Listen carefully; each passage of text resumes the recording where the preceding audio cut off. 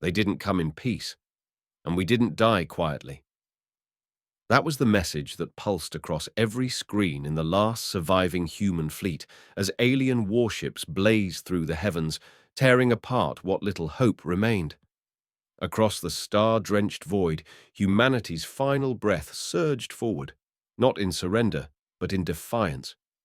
Captain Elara Voss gripped the edge of the command rail as her voice rang across the intercom, calm and thunderous amidst the chaos. Evasive pattern Delta 5. Launch all countermeasures. We're not dying today. The cold light of distant stars reflected off the battered hulls of Earth's last defenders. Behind them, a graveyard of ships and souls. Ahead, a leap into unknown space. The Coldborn, an alien menace relentless in their pursuit, had driven them to the edge of extinction. The rear guard fell like stars torn from the sky, buying seconds with their lives.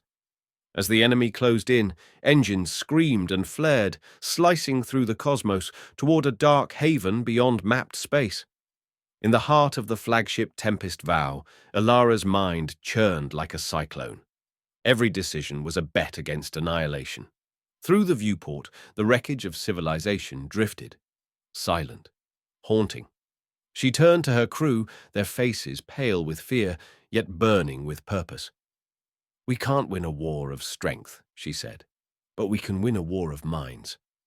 The map of known space ignited into a 3D sprawl of stars and systems, now mostly dead or dying. Her finger traced a glowing point beyond human charts. "We're leaving the solar system, for good.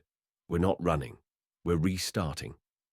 Shock rippled across the room, murmurs of disbelief, hope, grief. But one truth anchored them all. Earth was gone. What remained had to become something more. Their path led them to Outpost Seraphis, a derelict space station orbiting a forgotten planet. A skeletal monument to humanity's former reach, its halls whispered with ghosts and promise. Inside, search teams moved like shadows, magnetic boots clinking over grates, headlamps slicing through the darkness. Then, a flicker. A console blinked to life. An ancient AI, once dormant, now awoke with a flickering eye and a groan of grinding gears. Data flooded in, schematics, resource coordinates, and most crucially, habitable planet locations.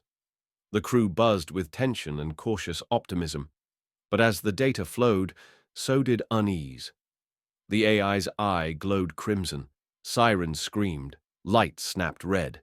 And with a shriek of betrayal, the station became a beacon, a galactic flare exposing their position. The Coldborn were coming. They'd walked into a trap. Screams echoed, steel groaned. Alien ships, sleek, hungry, broke through the void, and war consumed the station's orbit. Elara's fleet fired back with the rage of extinction breathing down their necks. Explosions scattered like blood on black silk. Their sanctuary had become a slaughterhouse. But they didn't break. They burned with purpose. Wounded, furious, and barely whole, the fleet pushed on. Elara's fists clenched behind her back, teeth gritted. They had learned a hard lesson, paid in blood and trust. On board the Tempest Vow, a storm of voices raged in the council chamber. Commanders argued. Accusations flew like daggers. Supplies were low, faith lower. Then betrayal struck from within. Commander Riven, once loyal, stood revealed as a traitor. He had sold their coordinates to the Coldborn in exchange for a personal sanctuary. Rage exploded. Guns were drawn. Elara acted fast. He was imprisoned. Justice swift, but the damage, like rot, lingered. Trust was fractured.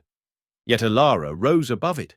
Through the fleet-wide intercom, her voice was the anchor in a void trying to drown them. "This is not the end. Not if we stand together. Unity is our weapon now." The crew rallied. Grief hardened into resolve.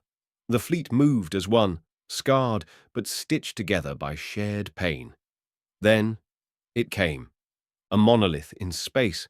An alien superweapon so massive, so unfathomable, it blocked out constellations.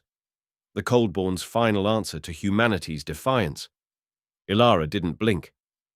"Take us into the asteroid field," she ordered. "Let's see how gods handle chaos." What followed was pure survival. The field exploded with light and debris. Energy beams carved paths of destruction. The fleet darted through the chaos, barely dodging annihilation. Ships screamed against rock and flame, leaving behind trails of vapor, fire, and memory. Names were lost, stories cut short, but they emerged, broken, bleeding, alive, and they were close. The coordinates pulsed on their maps, hope so near it hurt to breathe. One last stand. As the Coldborn amassed, Elara assembled the fleet in formation.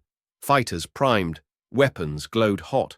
The AI's stolen data, now their edge, fed into tactics. They split, circled, reformed. A dance of death unlike any they'd waged before. The void lit up with war. Screams and orders filled the comms. Explosions rocked the heavens. Hulls ruptured. Fires flared. Friends died. But the fleet fought back. Every blast a vow, every maneuver a prayer. Then the alien ranks began to break. Not because humanity was stronger, but because they refused to die.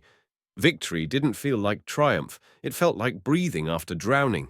Bittersweet, bloody, earned. Ahead, the habitable planet. Azure oceans, emerald forests, their future. The fleet, what remained of it, entered orbit. A hush fell across the comms. Elara stood at the viewport, tears unfallen. Below was home. They descended to the surface, Elara leading. Beneath a sky untouched by war, they held a solemn memorial. They spoke the names of the fallen, each one a brick in the foundation of this new world. And then she said, "We honor them not with grief, but with what we build. We begin again." They did, brick by brick, tree by tree, voice by voice. Humanity rose from ashes under foreign stars. And as the first child cried in the cradle of a new world, Elara looked toward the horizon, not for threats, but for dawn.